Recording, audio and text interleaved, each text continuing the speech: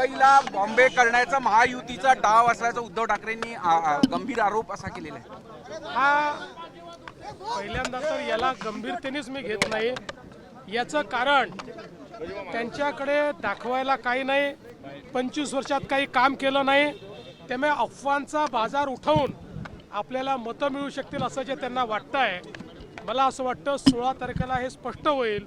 त्यांच्या अफवांवर कोणीही विश्वास ठेवणार नाही. शिवसेना म्हणजे शहासेना असल्याचं 100% पराभव डोळ्यासमोर दिसतोय, म्हणूनच हे राजकारण चाललेलं आहे. शिवसेना म्हणजे शहासेना आणि भाजपाची बी टीम असल्याचं ते आरोप करतायत.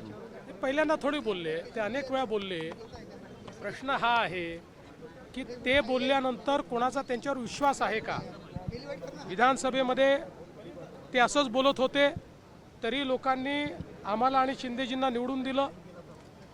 नगरपालिकेमध्ये पुन्हा आम्हालाच निवडून दिलं.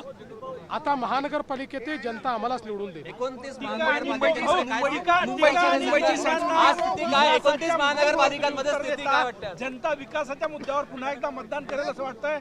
जनता टोमण्यांवर मतदान करणार नाही, जनता टीकेवर मतदान करणार नाही, जनता विकासावरच मतदान करेल. 29 महानगरपालिकेमध्ये स्थिती काय वाटते? माझा असा कयास आहे की 29 महानगरपालिकेत आमची स्थिती चांगली आहे.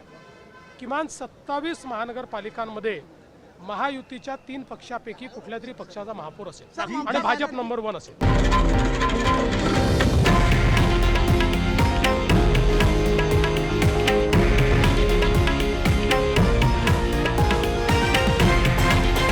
हे आहे देशातील नंबर 1 न्यूज नेटवर्क आणि आपण पाहत आहात TV9 मराठी, एकमेव.